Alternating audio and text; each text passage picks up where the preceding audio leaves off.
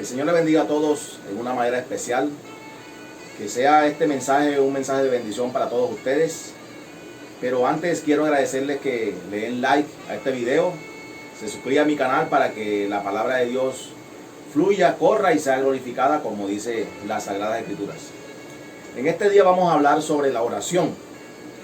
Es un tema propuesto por una hermana que me sugirió hablar al respecto, y para complacerla a ella, porque yo sé que al igual que ella hay muchas personas interesadas en conocer detalles de la oración.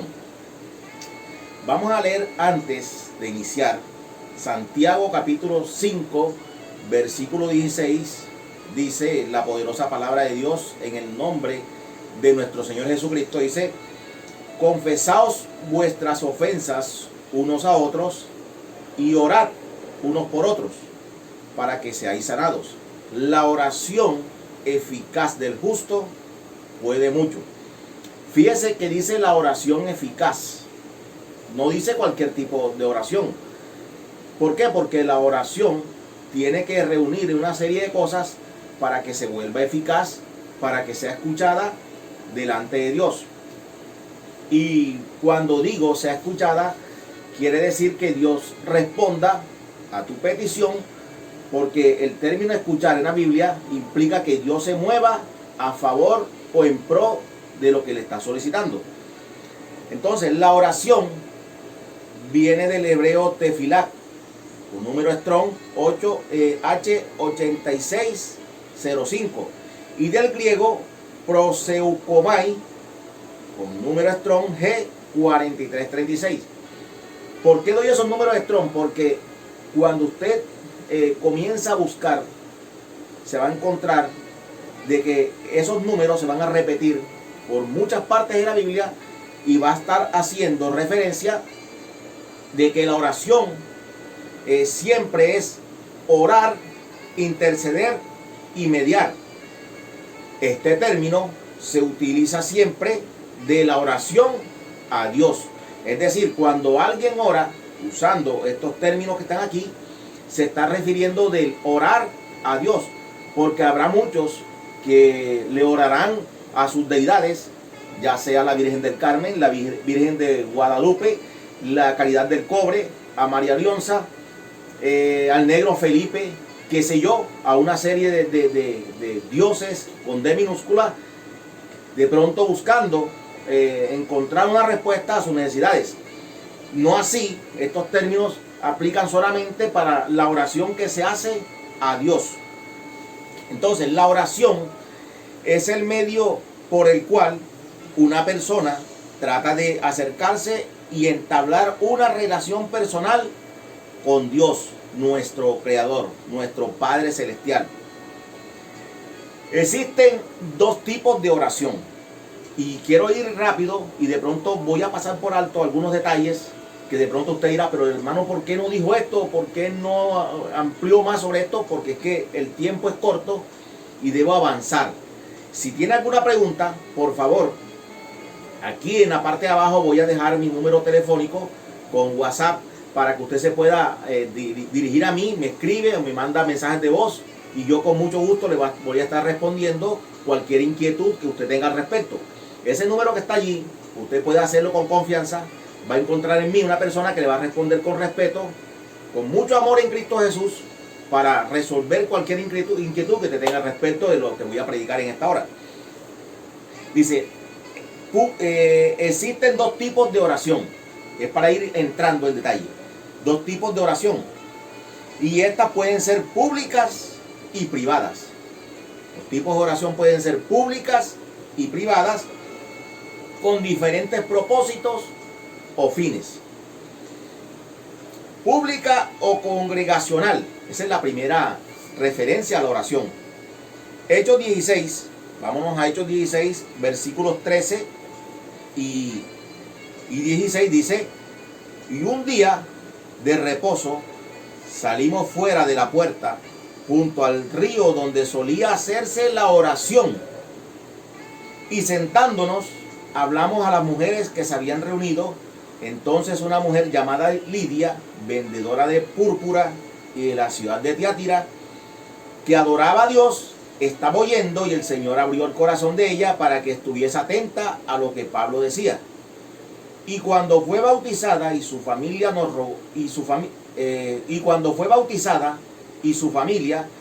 rogó diciendo: si habéis juzgado que yo sea fiel al Señor, entrad en mi casa y posad, y nos obligó a quedarnos.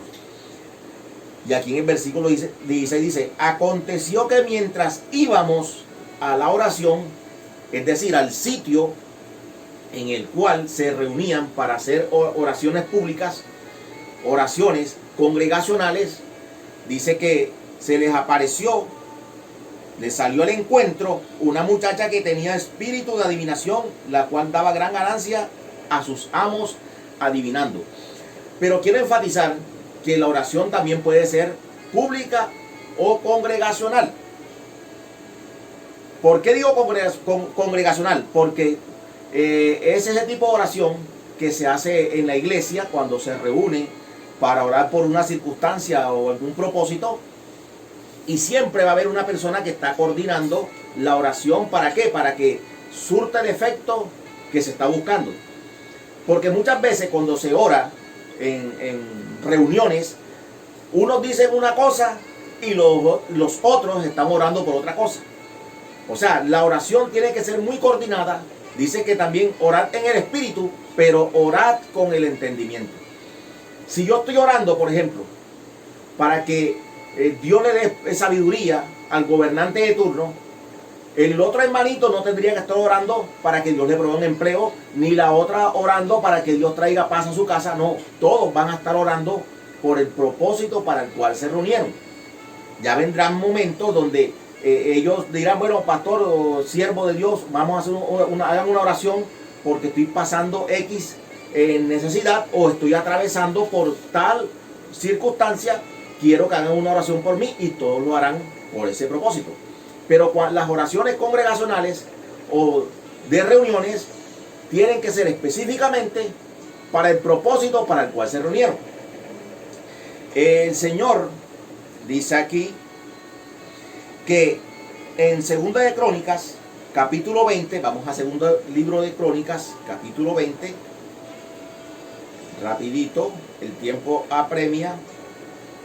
Capítulo 20 dice que, versículos del 1 al 5, vamos a leerlo en el nombre de nuestro Señor Jesucristo. Dice: pasadas estas cosas, aconteció que los hijos de Moab y de Amón, y con ellos otros de los amonitas, vinieron contra Josafat a la guerra. Y acudieron algunos y dieron aviso a Josafat diciendo: contra ti viene una gran multitud del otro lado del mar y de Siria y de aquí, y aquí están en Hasesón Tamar, que es en Gadi. Entonces él tuvo temor, y Josafat humilló su rostro para consultar a Jehová, y Jehová pregonó e hizo pregonar ayuno a todo Judá. Y se reunieron los de Judá para pedir socorro a Jehová, y también todas las ciudades de Judá vinieron a pedir ayuda a Jehová. Entonces Josafat se puso en pie en la asamblea o en la congregación de Judá y de Jerusalén en la casa de Jehová delante del atrio. O sea, es decir, no era cualquier sitio, era la casa de Dios, el templo de Jerusalén. Fue el lugar donde se reunió esa gran multitud a pedirle a Dios, a clamar, porque se avecinaba una guerra. Venían en contra del rey, no solamente en contra de él, sino en contra de Jerusalén, a atacarlos, y él convocó una asamblea, una reunión de oración para pedirle a Dios protección. Eso responde a la pregunta de mi hermana, que si la oración puede ser congregacional. Sí puede ser congregacional, pero hay un tipo de oración pública la cual Dios no aprueba, y la vamos a estar viendo más adelante. En este tipo de oración se debe tener mucho cuidado, porque podrían no ser del agrado del Señor. Mateo capítulo 6, versículo 5. Vamos a mirarlo. Mateo 6,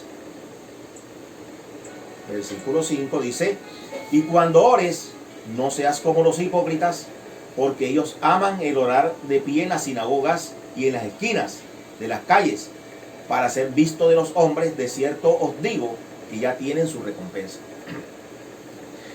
Debemos tener mucho cuidado con estas oraciones, porque hay oraciones que se hacen en la congregación que muchas veces son oraciones aprendidas, en el cual la persona que está coordinando la oración es un orador innato, y es una oración tan bonita que se sabe todo de memoria y casi siempre repite las mismas cosas. Usted va a la oración esa y siempre es lo mismo, lo mismo, lo mismo. ¿Por qué? Porque hay oraciones aprendidas, y ese tipo de oraciones se usan mucho en las reuniones congregacionales. Tienen que tener mucho cuidado, porque la oración tiene que ser algo que fluya de dentro de ti en la presencia de Dios. No tiene que ser algo que se aprenda o buscando palabras bonitas para ser agradable al oído de los oyentes o de los que estén congregados, y que de pronto Dios no te está escuchando. Entonces ese tipo de oraciones, como los hacían los fariseos, que se paraban en las esquinas y hacían largas oraciones para que la gente los viera, no le agradan al Señor. Entonces hay oraciones que de cristianos, de hermanos, que se paran en una esquina y comienzan a gritar, a orar por cosas que yo sé que no tienen un trasfondo bíblico, y al final es como quien golpea el aire. El apóstol Pablo dijo, dice en 1 Corintios, dice, porque no quiero ser como los que golpean el aire. Es decir, cuando vayas a hacer algo, hazlo de tal forma que sea eficaz. Por eso Dios nos habla en su palabra de la oración eficaz. ¿Por qué? Porque la oración eficaz del justo puede mucho. Entonces tengamos cuidado con las oraciones públicas, que son buenas, son bíblicas, porque de pronto si se convoca una reunión de oración en una plaza de X ciudad y todos van a orar por un propósito, pues no está mal, porque vamos a orar por algo en el cual vamos a estar todos reunidos orando en una misma cosa y por un mismo motivo. Es buena, pero hay oraciones públicas, como ya les dije, como las que hacían los fariseos, que la persona se quiere mostrar a sí misma o quiere conseguir un propósito o quiere andar orando por las personas buscando un fin, buscando un beneficio personal. Ese tipo de oraciones no son agradables delante de Dios. Vamos con las oraciones privadas. El mismo Mateo capítulo 6, versículos de 6 al 8, vamos a leerlo. Dice, hablando de las oraciones privadas, dice, porque mas tú cuando ores, dice nuestro Señor Jesucristo, dice, mas tú cuando ores, entra en tu aposento y cerrada la puerta, ora a tu Padre que está en secreto, y tu Padre que ve en lo secreto te recompensará en público. Y orando no uséis vanas repeticiones como los gentiles, que piensan que por su palabrería serán oídos. No os hagáis pues semejantes a ellos, porque vuestro Padre sabe de qué cosas tenéis necesidad antes que vosotros le pidáis. Es tremendo si el Señor nos dice que cuando vayamos a orar su presencia, lo hagamos en privado, lo hagamos en público. También tiene que ser una oración bien coordinada. Si tú entras al cuarto, yo he escuchado de personas que se encierran en un cuarto y dicen que duran 3, 4 horas orando. Y también una hermana, la misma hermana Abby, me preguntó que cuál sería el tiempo de una oración. Algunos dicen que debería ser mínimo 1 hora, basándose en el pasaje donde el Señor le dijo a sus discípulos, ¿no habéis podido orar conmigo 1 hora?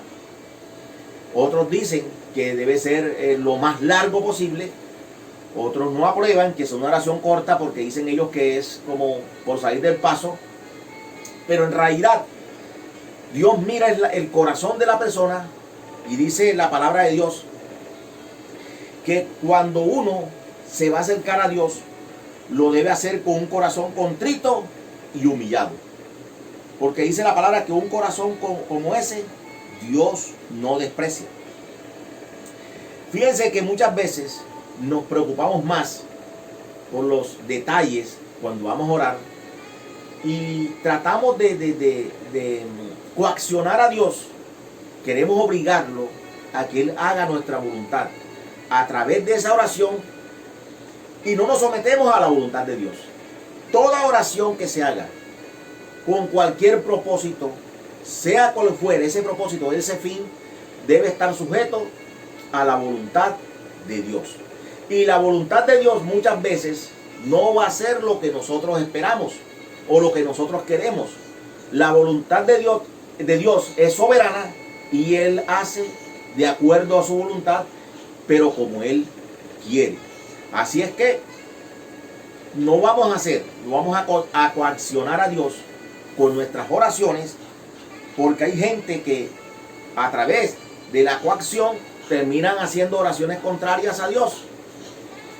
Miren, por ejemplo, la oración se vuelve contraria cuando alguien trata de acercarse a Dios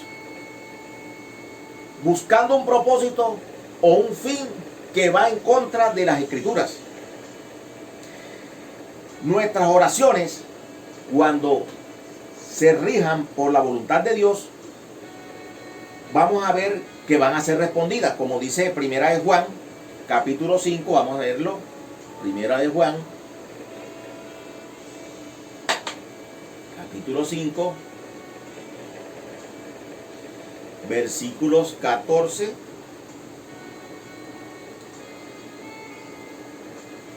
al 15. Primera de Juan 5, 14 al 15 dice: y esta es la confianza que tenemos en Él. ¿En quién? En Dios. Que si pedimos alguna cosa conforme a su voluntad, Él nos oye.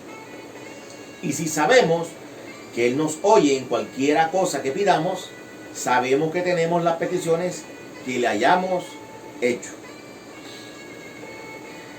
¿Por qué? Debes someterte a la voluntad de Dios en medio de la oración. Porque hay personas que buscan doblarle el brazo a Dios. Había un pastor aquí en Cartagena muy popular que él decía, hay personas que le quieren partir el brazo a Dios. ¿Cómo? Con los ayunos, por ejemplo. Hay gente que comienza y dice, voy a hacer 40 días de ayuno para que Dios comience a traer almas a mi iglesia. Voy a hacer 40 días de ayuno para que mi hijo se convierta al Señor. Y ni siquiera le ha predicado la palabra de Dios. Para que tu hijo se convierta a Dios, lo primero que tienes que hacer es predicarle la palabra de Dios y amonestarlo, estorbarle su pecado para que busque la presencia de Dios. Eso te hace que la oración tuya sea eficaz.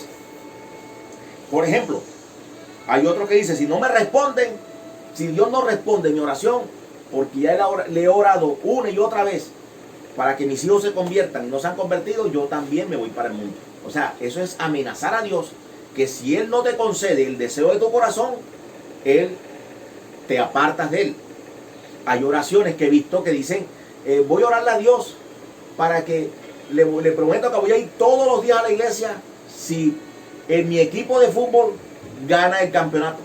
O sea, son oraciones fuera de lugar, no tienen motivo, no tienen razón, porque Dios en el deporte, esos son juegos de azar, son cosas que podría o no darse. Y no vengas a decir después, no quedó campeón porque yo le pedí a Dios en oración. ¿Por qué? Porque eso es falso, es mentira. Por ejemplo, en el diezmo dices, voy a diezmar porque yo sé que diezmando Dios nunca va a permitir que me falte el dinero. Y eso no es así tampoco.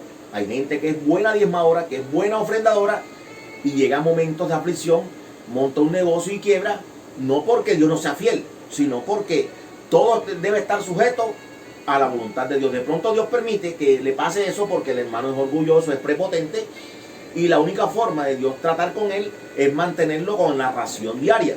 Hay gente que si tienen abundancia se apartan de Dios, y otros que si Dios no le concede lo que les da, se apartan del Señor.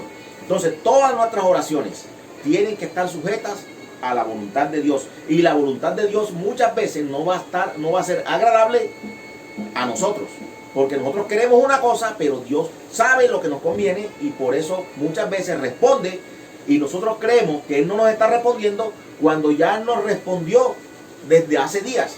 ¿Por qué? Porque estamos esperando en lo que a nosotros nos agrada y no lo que en su infinita voluntad Él nos dio. Entonces, de acuerdo a su voluntad, vámonos a Primera de Tesalonicenses, capítulo 4,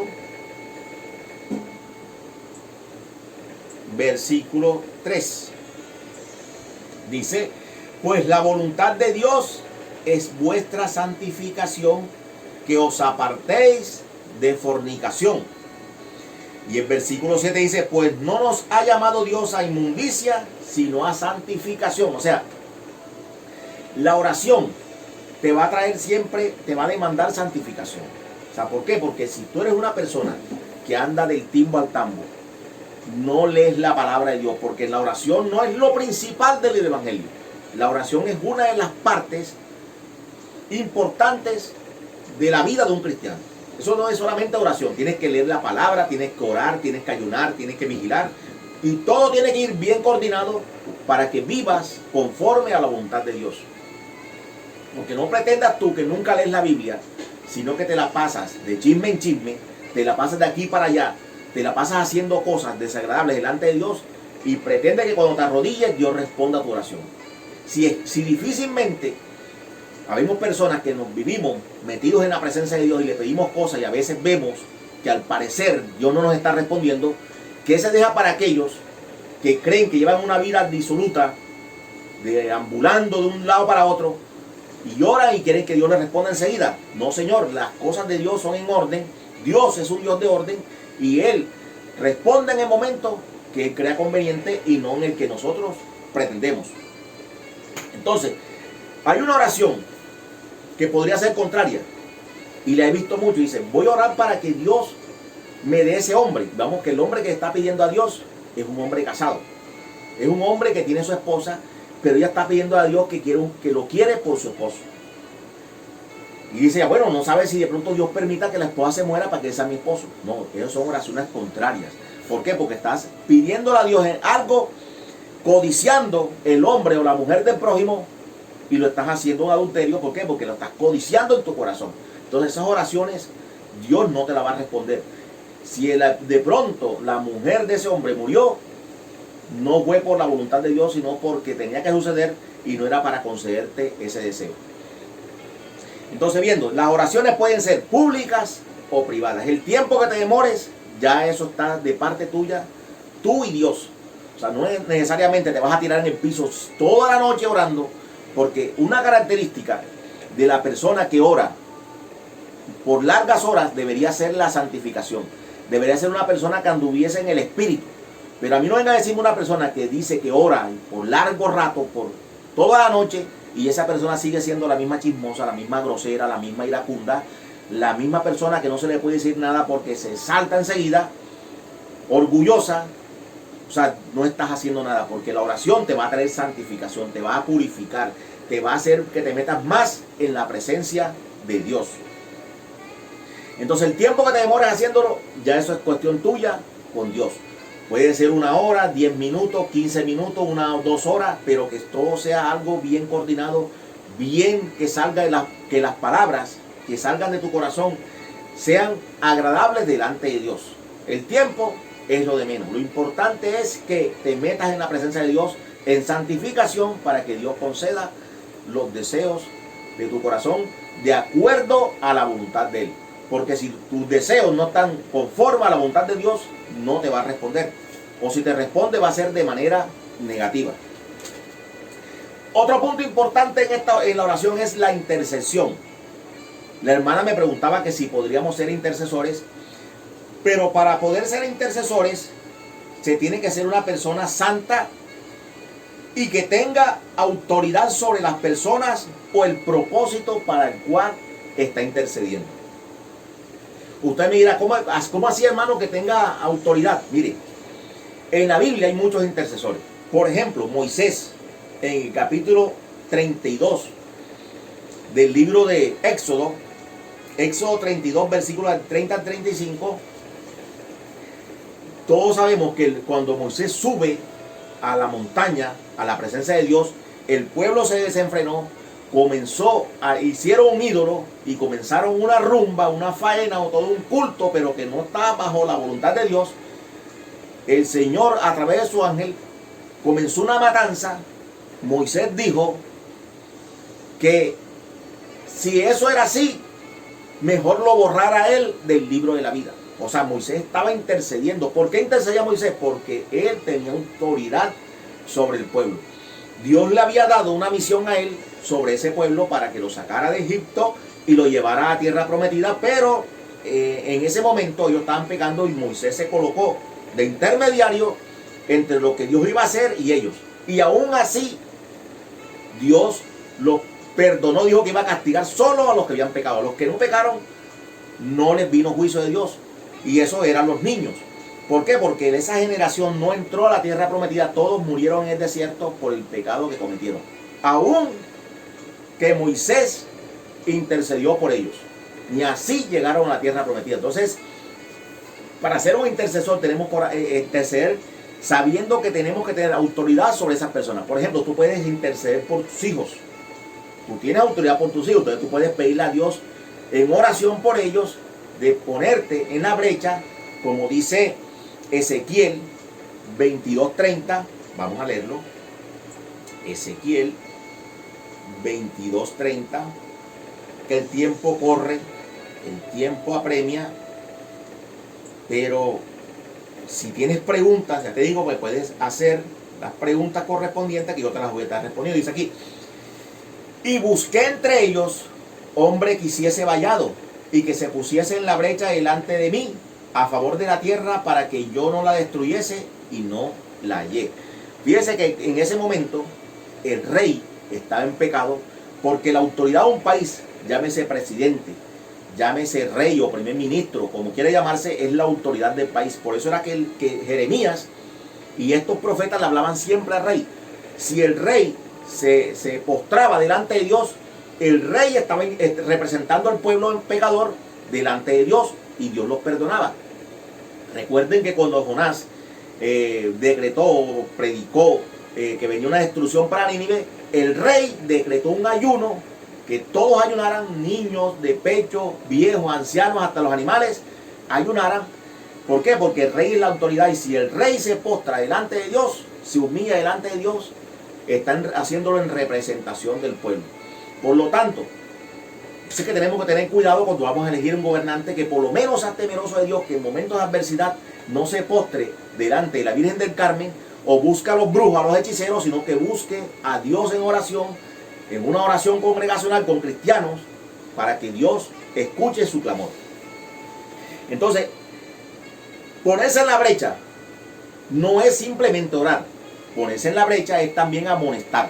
¿Por qué? Porque si tu hijo sale a altas horas de la noche y está bajo tu dominio, porque todo hijo que esté en la casa de su padre tiene que estar sujeto a la autoridad del padre. Si tu hijo se va para la calle y viene a la hora que sea, tú no puedes pretender decirle: Dios mío, guárdalo, protégelo y tráelo, Padre, con tu bendición. No, Dios en un momento puede hacerlo, pero si ya habrá un momento que Dios te va a decir: no, tú tienes la autoridad, no lo dejes salir, pon una línea roja donde él no pueda cruzar, que él no se vaya, porque si viene después de 11, tú no lo dejas entrar. Él se puede quedar en la calle el primer día, pero si él es inteligente, la segunda vez ya sabe que van siendo las 10:45 y a las 11 está en la casa. Tienes que implantar la autoridad en tu casa para que tus hijos entren bajo la bendición de Dios. Samuel también, por ejemplo, le dijo a Dios, nuestro Señor le dijo a Samuel en el capítulo 16 de Primera de Samuel: ¿hasta cuándo vas a estar llorando por Saúl?